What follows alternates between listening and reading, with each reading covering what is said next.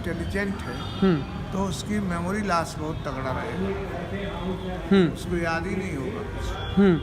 तो वो जो है कोई एग्ज़ाम नहीं पास कर सकता। जो मेमोरी बेस एग्ज़ाम होते हैं पास ही नहीं कर सकता। इसी नाते दुनिया के जितने टॉप वैज्ञानिक हुए वो टॉप की एजुकेशन नहीं हुई। बिल्कुल सही बात है। और कभी कभी तो ये भी होता है कि जैसे आइंस्टीन हाई स्कूल और पढ़ाई में, इनिशियल पढ़ाई में तो बहुत ही भोथरे दिमाग के थे। कुछ एज के बाद कुछ लोगों का दिमाग खुलता है, स्टेजेज होती है। इसी तरह से जो टॉप मेमोरी के लोग होते हैं वो पता चला गोल्ड मेडलिस्ट हो गए, टॉपर हो गए, वो एडमिनिस्ट्रेटर हो गए। इंटेलिजेंसिया और मेमोरी का मिक्स हुआ तो इंजीनियर, डॉक्टर, इस तरह का हो गया। तो जो फर्स्ट ग्रेड है, जो पढ़ा ही नहीं, उसकी अभिरुचि नहीं थी, उसकी मेमोरी नहीं थी, वो या फेल हो गया या वैसे ही नहीं गया, स्कूल ही नहीं गया। He is top intelligent of society. और वो लास्ट दर्जे का आदमी हो गया। वो मैकेनिक हो गया, मिस्त्री हो गया, इस तरह का काम करने लगा। वो किसान हो गया। अब जो जिसको वैज्ञानिक होना चाहिए था वो किसान हो गया, और जिसको कलर किया इस तरह का काम होना चाहिए था वो वैज्ञानिक हो गया। इसी नाते प्रयोगशाला का फील्ड से तालमेल नहीं हो पा रहा। रिसर्चेज जो हो रही है वो चोरी हो रही है, यहाँ से एकत्र किया वहाँ से, ओरिजिनल रिसर्च नहीं हो रही। बिल्कुल। कहने को इंजीनियर हो गया, लेकिन जो मैकेनिक काम कर रहा है, जो लास्ट उस पर उतना भी इंटेलिजेंट नहीं है इंजीनियर। और ठीक है त्रिपाठी, तबीयत ठीक है, तो ये चीज़ें हैं।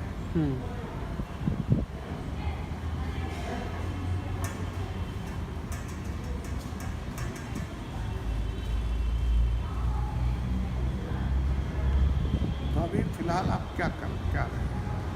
अभी फ़िलहाल तो मैं जिस तरीके के मार्ग पे आप लोग चल रहे हैं मैं फुल टाइम उसी पे चल रहा हूँ। और बस आप लोगों के पास बहुत अनुभव है और आपने बहुत बार करा है ये सब। मैं शुरुआत कर रहा हूँ पर मैं फुल टाइम यही कर रहा हूँ और मैंने अपने आप को केंद्रित किया हुआ है। मुझे ऐसा लगता है, मैंने बहुत सोचा है इस बारे में, मुझे लगता है कि जब तक पार्लियामेंट में नहीं पहुँचेंगे एक संगठन बन के तब तक कुछ बदलाव आएगा नहीं।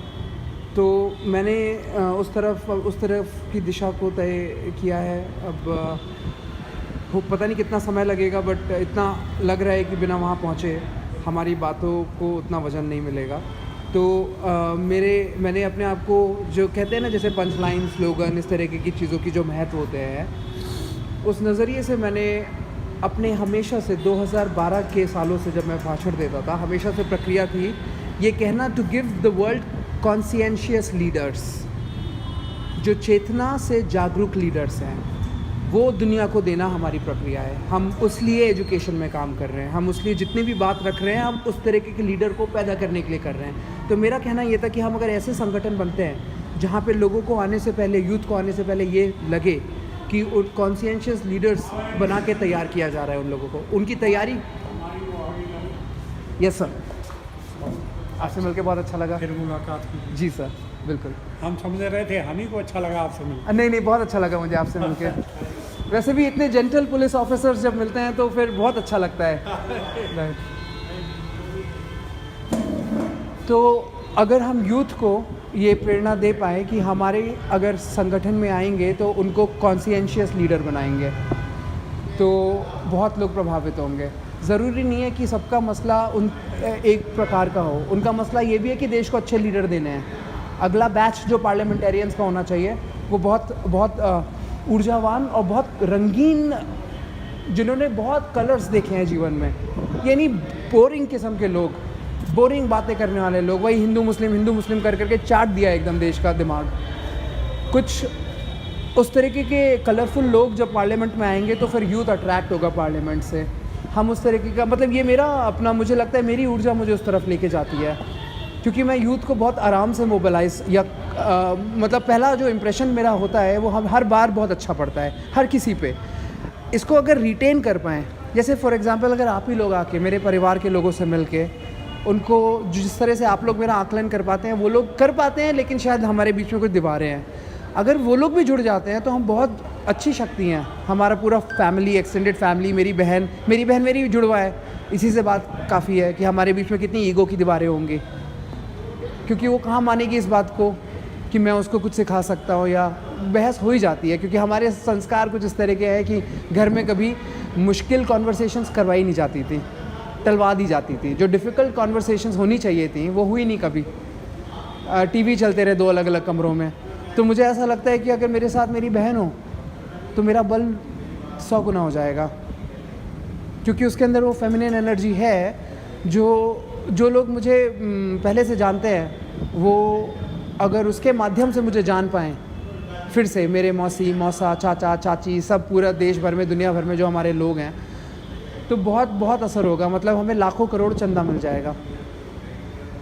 तो इस तरह की कुछ प्रक्रिया। दूसरा, जो नौजवान जो बातें सुनना चाहता है ना, वो बातें मेरे अंदर हैं। चंदा की बात आपके दिमाग में क्यों आती है? इसलिए क्योंकि कोई भी सॉफ्टवेयर का प्रोडक्ट बिना मल्टी-मिलियन डॉलर इन्वेस्टमेंट के नहीं आगे बढ़ सकता है। बिलियंस ऑफ डॉलर इन्वेस्ट होता है तब व्हाट्सएप पहुंचता है जनता तक। ऐसे 20 बिलियन डॉलर में नहीं खरीदा गया है फेसबुक से, 1 लाख करोड़ में खरीदा फेसबुक ने व्हाट्सएप, लेकिन उससे पहले सैकड़ों मिलियन डॉलर्स लगाए गए, क्योंकि व्हाट्सएप को पैसा तो देते नहीं है, फिर भी वो आपकी कम्युनिकेशन करा रहा है। तो कहाँ से पैसा आता है इन कंपनियों के पास? नहीं, तो अब एक चीज़ जरा कभी आपने सोचा कि भारत में जी जिस फील्ड में हम लोग काम करना चाहते हैं, जी उस फील्ड पे इस तरह का इन्वेस्टमेंट कोई क्यों करेगा?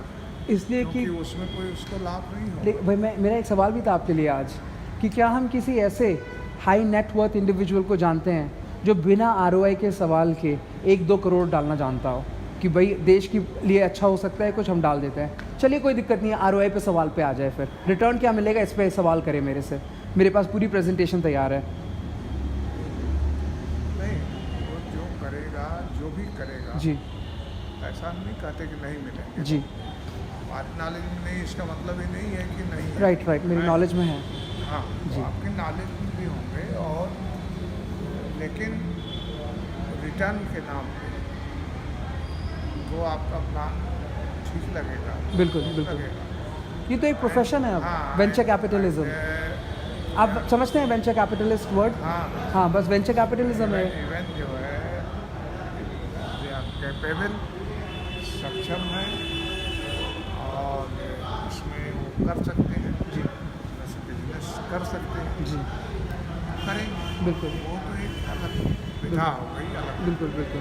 बिल्कुल।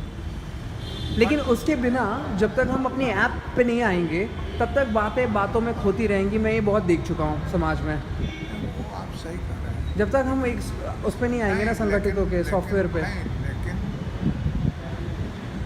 एक स्टेज तो ऐसी आ सकती है मूवमेंट की, जिसमें ऐसे लोग भी जुटेंगे जिनके बिजनेस इंटरेस्ट हो। राइट जब उनको ये लगेगा राइट कि ये ओवर पावर कर सकते हैं, जी 2 तरह से लोग आएंगे। शुरू में जैसे अब हम लोगों का अगर काम कुछ बढ़ेगा तो जिनको डायरेक्ट लॉस होंगे, क्योंकि उस लॉस से उन्हें गवर्नमेंट भी नहीं बचा पाएगी।